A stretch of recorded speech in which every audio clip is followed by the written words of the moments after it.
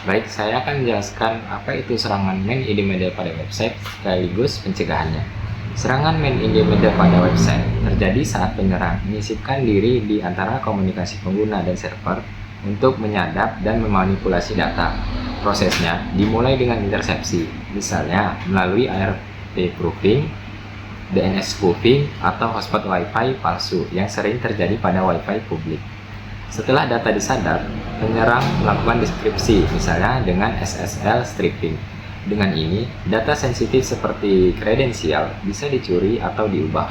Untuk pencegahannya, bisa menggunakan Virtual Private Network atau VPN, karena VPN itu menciptakan terowongan terenkripsi yang melindungi data dari intersepsi bahkan di jaringan yang tidak aman. Untuk cara penggunaan VPN atau Virtual Private Network-nya akan saya jelaskan. Pertama-tama, ketikkan NordVPN download pada browser kalian masing-masing. Kemudian, klik link yang paling atas.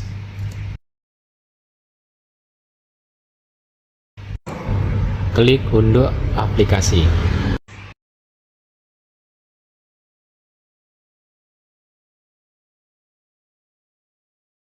Tunggu proses downloadnya selesai.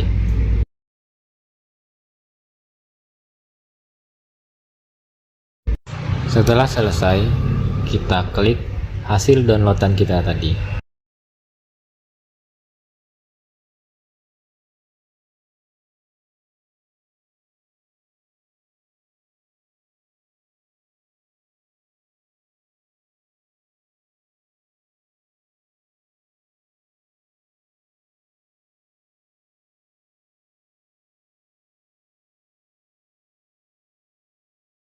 Lalu klik next. Checklist juga bagian extension untuk mendapatkan ekstensi dari NordVPN ini. Kemudian klik install. Tunggu proses instalasinya selesai. Jika sudah selesai, klik launch NordVPN.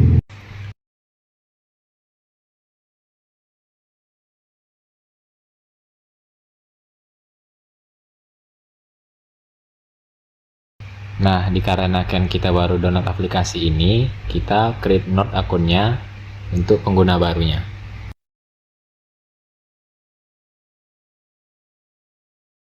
Pada halaman ini, kalian bisa klik sign up dan pilih sign with Google.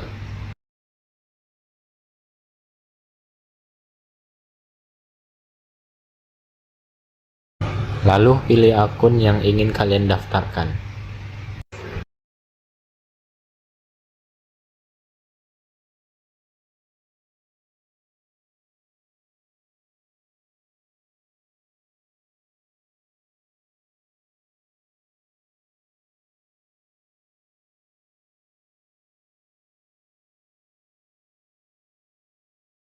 Nah, jika tampilannya sudah seperti ini, berarti kalian sudah berhasil membuat akun NordVPN ini. Untuk memasang ekstensi pada web kita bisa mencari di pengaturan ekstensi dan aktifkan ekstensi untuk Chrome-nya dan juga NordPass-nya.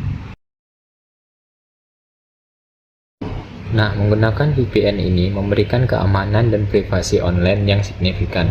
VPN ini mengenkripsi semua lalu lintas internet, menyembunyikan alamat IP asli, dan melindungi data sensitif dari penyadap, terutama saat menggunakan Wi-Fi publik yang rentan serangan terhadap man in the middle.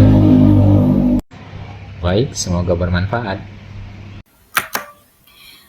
Baik, apa itu XSS? XSS atau cross-site scripting adalah serangan di mana penyerang menyisipkan kode berbahaya seperti JavaScript ke dalam halaman web. Hal ini bisa mencuri data pengguna atau mengubah tampilan situs. Nah, contoh serangan dari XSS itu input tidak difilter dengan benar, bisa memungkinkan penyerang menjalankan skrip berbahaya. Contoh skripnya itu adalah script alert XSS script. Dan untuk cara mengatasi XSS, itu kita bisa mencegahnya dengan escape karakter berbahaya, kemudian menggunakan teks konten atau inner text daripada inner HTML. Kemudian gunakan fungsi escape di server atau frontend. di sini sekarang saya bisa tunjukkan contohnya. Di sini saya punya file HTML sederhana yaitu yang bernama xssdemo.html. Berikut tampilan kodenya, dan jika kita jalankan, ini tampilannya akan seperti ini. Jika saya jalankan di bagian nama ini, seperti saya mengisi nama Marsenda, maka hasilnya akan muncul Marsenda. Nah, seperti ini hasilnya. Tapi jika kita masukkan kode ini, maka harusnya di sini muncul pop-up alertnya. Ini tuh adalah contoh serangan dari XSS. Di sini tidak muncul halo apanya. Dan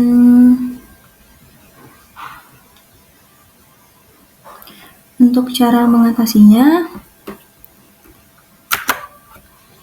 kita harus memfilter atau mengescape input dari pengguna sebelum menampilkannya. Nah, ini kita ganti dengan, ini kan masih inner HTML nih. Ini kita ganti sama kode ini, jadi escape HTML.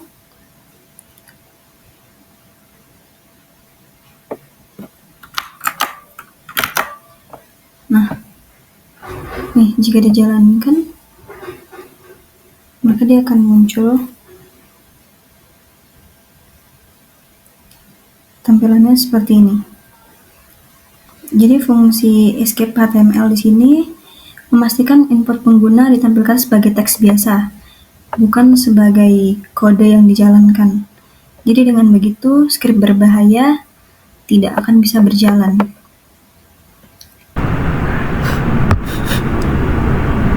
Bahaya phishing. Mungkin phishing tidak lagi asing, dan ancaman ini sudah merajalela dan dampaknya bisa mengguncang. Faktanya 67% kasus data breach berawal dari seseorang mengklik tautan yang kelihatannya aman padahal itu sebuah jebakan. Nah, maka dari itu penting untuk kita mengetahui apa itu phishing dan bagaimana cara menghindarinya. Apa itu phishing? Phishing adalah bentuk serangan siber di mana pelaku mencoba untuk menipu korban agar memberikan informasi pribadi atau sensitif, entah itu berupa username, password, ataupun kartu kredit. Nah, biasanya serangan ini dilakukan melalui email, WhatsApp, ataupun website palsu yang menyerupai website aslinya. Setelah data terkumpul, penyerang akan menyalahgunakan data tersebut atau menjualnya. Nah, phishing termasuk dalam social engineering, yang artinya penyerang mencoba membuat Anda memutuskan sesuatu dengan cepat. Nah, phishing ini dianalogikan seperti fishing ataupun memancing, di mana penyerang atau hacker itu akan menyebarkan umpan sebanyak-banyaknya lalu menunggu sampai ada yang mengambil umpannya. Ciri-ciri dari phishing itu sendiri ada too good to be true, yang dimana penyerang atau hacker akan menawarkan sebuah penawaran yang sangat menjanjikan, entah itu berupa uang ataupun barang. Pesannya bersifat urgensi yang membuat korban merasa ketakutan ataupun terdesak akan hal itu. Lalu pengirimnya tampak asing, di mana phishing ini seringkali berasal dari sumber yang asing, tidak profesional dan tidak sesuai dengan kontennya. Lalu link atau lampiran mencurigakan, yang dimana saat dibuka akan mengarahkan kita ke website phishing itu sendiri. Lalu ada kesalahan ejaan, di mana ini adalah merupakan ciri khas dari phishing yang mudah dikenali karena pelaku biasanya masa bodoh dengan kesalahan ejaan atau tata bahasa. Nah, ini adalah contoh dari cara kerja phishing itu sendiri, yang pertama adalah penyerang akan mengirimkan sebuah email ataupun umpan untuk korbannya, yang dimana jika korbannya mengambil umpan itu, dia akan mengklik email atau link yang dikirim oleh penyerang yang akan mengarahkan ke website phishing. Nah, dari website phishing itu penyerang akan mengambil data-data penting dari korban dan memasukkan data itu ke website aslinya. Nah, ini adalah beberapa contoh dari phishing itu sendiri. Contohnya itu ada pesan dari nasabah Bank BRI, yang dimana itu adalah penyerangnya, yang mengirimkan link berupa perubahan tarif 6.500. Selanjutnya itu ada penyerang mengirimkan pesan tentang kuota 10 GB gratis, yang dimana linknya itu ada di rumahaja.net. Nah, jenis phishing. Yang pertama itu ada email phishing. Pelaku mengirim email mengaku sebagai entitas resmi untuk menipu penerima agar memasukkan informasi pribadinya. Lalu ada spear phishing, di mana serangan ini menargetkan individu tertentu dalam suatu perusahaan atau untuk mencoba mencuri kredensial login mereka. Sebelum melakukan penyerangan ini, biasanya penyerang akan mencari tahu dahulu tentang korban itu, entah itu nama, posisi, atau detail kontaknya. Lalu ada whaling.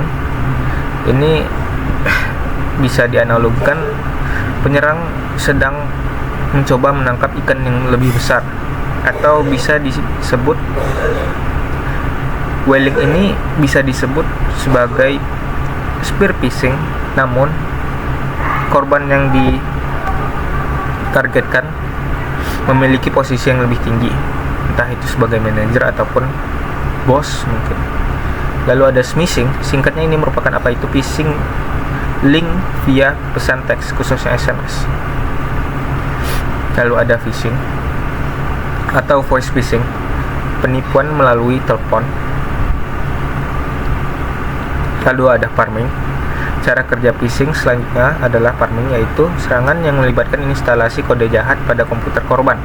Lalu ada pop-up phishing yang biasanya ditemukan di website bajakan ataupun website terlarang seperti judi online contohnya. Nah, biasanya ini korban diminta untuk mengklik tombol yang akan menuju ke halaman phishing ataupun mengunduh malware. Lalu ada website spoofing, tindakan memalsukan tampilan atau alamat sebuah situs web agar menyerupai situs resmi tertentu dengan tujuan menipu pengguna agar memberikan informasi sensitif. Lalu selanjutnya itu kita akan membahas tentang pencegahannya bagaimana. Yang pertama itu menggunakan inskripsi end-to-end untuk memastikan data yang ditransmisikan antara dua titik hanya dapat dibaca oleh penerima. Lalu mengaktifkan autentikasi multifaktor atau MFA karena jenis pengamanan ini terbukti kebal dari berbagai macam serangan phishing. Dan jangan lupa juga mengganti password secara rutin. Lalu jangan klik tautan mencurigakan dan periksa URL situs dengan teliti sebelum membukanya. Lalu jika terjadi sesuatu yang tidak diharapkan, maka laporkan ke pihak berwenang atau penyedia layanannya. Mungkin itu saja. Semoga bermanfaat. Terima kasih. Baik, kali ini kita akan membahas tentang salah satu teknik dari DOS, yaitu slow post. Untuk DOS sendiri atau denial of service adalah serangan yang bertujuan untuk membuat suatu layanan, misalnya dari website atau API, menjadi tidak tersedia dengan cara membanjiri server dengan permintaan yang berlebih atau membuat koneksi yang menggantung terlalu lama. Untuk slow post sendiri adalah jadi serangan DOS di mana penyerang mengirimkan body request secara sangat lambat untuk membuat server menunggu terus-menerus hingga sumber daya server habis karena terlalu banyak koneksi yang terbuka. Nah, mari kita langsung masuk pada contohnya. Di sini ada server yang terbuat dari yang dibikin dari Node.js dan ada juga framework tambahan yaitu Nano ID sama HP sendiri untuk mengatur dari roots-nya, terus Nano ID untuk membuat ID dari books. Di sini kita ada books, ada web yang menghandle buku-buku. Jadi ID ini akan membuat ID khusus ataupun ID yang unik untuk setiap buku-bukunya yang ketika user memasukkan input. Nah, di sini ada roots yang kita akan tes adalah post. Di sini ada roots-nya yaitu /books. Terus ada handlernya di sini kita akan menerima body request yaitu name, year, author, summary, publisher, page count, read page sama reading. Di sini kita juga ada data test yang akan kita tes buat slow postnya nanti. Ini adalah body requestnya. Ada name-nya yaitu slow post test untuk year-nya 2025, autornya course slow, summary-nya testing slow post, untuk publisher-nya test publisher page count. Di sini ada beberapa tipe data atau dari JSON-nya ada string, number sama boolean. Pada server kita menggunakan port 9000 dari localhost. Nah, di sini ada payload. Ketika body request dimasukkan oleh user, di sini kita membatasi dengan 1 MB. Dengan timeout-nya adalah 10 detik. Di sini ada yang menghandle request-nya. Di sini ada timeout-nya adalah 10 detik yang tadi. Ketika request-nya masuk, maka request akan dihitung dengan timeout millisecond-nya dari 10 detik. Ketika body request-nya masuk dan set timernya dimulai dari yaitu 10 detik. Ketika 10 detiknya habis dan body requestnya belum selesai, maka dia akan di-destroy dan servernya akan mengeluarkan log yang ini yaitu request aborted karena payloadnya terlalu lambat atau tidak selesai. Namun ketika dalam 10 detik ini body requestnya masuk, maka requestnya akan di-end ataupun requestnya berhasil. Kita akan tes untuk servernya dulu, yaitu kita jalankan servernya yaitu npm run start. Nah, di sini servernya sudah jalan. Kita bakal tes dengan requestnya. Di sini kita akan menggunakan curl yaitu dengan method post. Ini ada localhost-nya 9 dengan port 9000-nya, yang dengan portnya dengan roots books yang dari post yang di sini. Nah, di sini ada post books. Terus ada headernya untuk karena kita akan menampilkan atau memasukkan data JSON yaitu data ini, maka kita berikan konten tag headernya yaitu application JSON. Terus ada data binary, kita akan mengambil data dari JSON-nya. Di sini ada data.json. Terus ada limit rate, kita pasang limit yaitu 10 byte per second. Jadi data yang masuk dari body request-nya ini yang akan diubah jadi byte nanti akan dikirim dalam waktu 10 byte per second. Maka kita akan lihat apa hasil request-nya ketika dimasukkan ke server ataupun ketika user memasukkan data JSON dalam dengan limitnya yaitu 10 byte per second. Di sini empty reply from server, berarti reply-nya sudah di-cut ataupun di-destroy karena pada di request yang di sini ada request destroy karena dia waktu 10 detik yang dikasih sebelumnya body request-nya tidak selesai dalam waktu 10 detik. Nah, pada server akan mengeluarkan pesan yang sama yaitu request aborted karena payload-nya terlalu lambat dan tidak selesai. Nah, itu pun sudah sesuai. Ini mengatasi ketika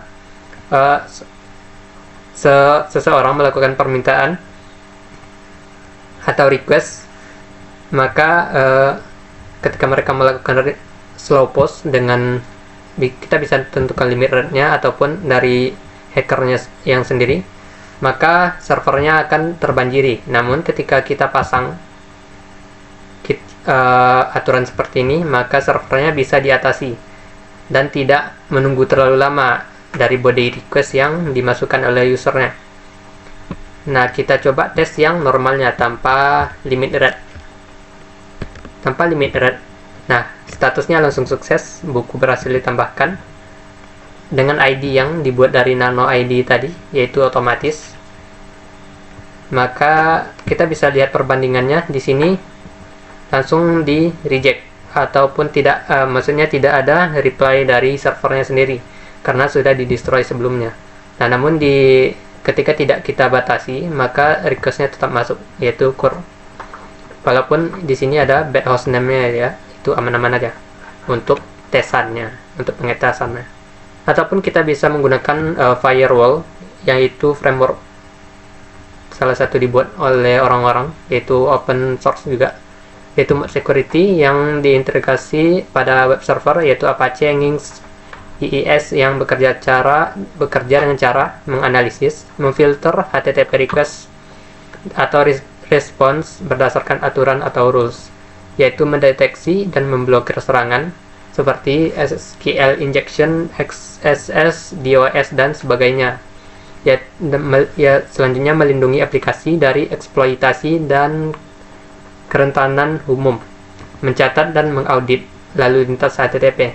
Di sini kita menggunakan aturan tambahan atau yang disebut tadi rules yaitu OASP CRS, yaitu kumpulan rules standar yang dibuat oleh OASP untuk digunakan bersama Mod Security ataupun firewall lain yang bisa kompatibel menggunakan OASP CRS ini. Rule ini berfungsi sebagai template pelindung umum untuk menghadapi serangan aplikasi web, yaitu injection atau SQLi, XSS, authentication bypass, remote code execution, DOS, dan lainnya. Nah, di sini cara mengaktifkannya, di sini ada dalam file mod security-nya. Kita aktifkan dulu untuk mod security-nya, terus akses ke body request-nya kita aktifkan juga. Nah, untuk responnya kita tidak aktifkan karena kita akan mengecek request yang masuk dulu. Nah, di sini ada limitnya, yaitu ada 3 limitnya di sini. Dari request body-nya kita batasi dengan limit-limit tertentu. Terus ada requestnya reject ketika request header-nya atau yang content length-nya ataupun yang kita lihat tadi. Di sini ada data.json. Ini body request-nya, ataupun kalau udah diubah jadi data binder, yaitu content. Nah, di sini ada body request atau content length yang dibatasi dengan 100.000. Content length itu yang ini, data semua yang kita akan masukkannya itu, ataupun body request sebutannya. Nah, kita pasang dengan ID terus paste-nya. Di sini paste 1 itu dia akan dicek dulu oleh mod security-nya, baru ketika dia datanya aman baru dikirim ke servernya. Kalaupun dia melebihi dari 100.000, maka statusnya akan di deny, terus message-nya request body too large, maka akan langsung di destroy, ataupun kayak aturan di servernya tadi akan langsung di destroy langsung. Nah, di sini kita menggunakan OASP CRS juga karena kita menggunakan aturan tambahan, yaitu OASP untuk security-nya atau untuk aturan-aturannya. Baik, mungkin sekian untuk tesnya dari serangan DOS, yaitu teknik slow post. Mungkin sekian dari saya. Malware termasuk di dalamnya virus, worm, dan trojan. Malware adalah singkatan dari malicious software atau perangkat lunak berbahaya. Tujuannya bisa bermacam-macam: merusak sistem komputer, mencuri data penting, dan memata-matai aktivitas pengguna. Contohnya, virus menyebar dengan menempel di file. Worm menyebar tanpa bantuan manusia. Trojan menyamar sebagai program baik. Malware bisa menyebabkan kehilangan data, kerusakan sistem, pencurian identitas, hingga kerugian finansial. Lalu, bagaimana cara mencegah serangan malware? Klik Windows plus R secara bersamaan. Setelah itu ketik MRT, klik OK. tunggu sampai muncul prompt selanjutnya. Klik next lah, terus sampai scan malware. Nah, di sini saya percepat saja.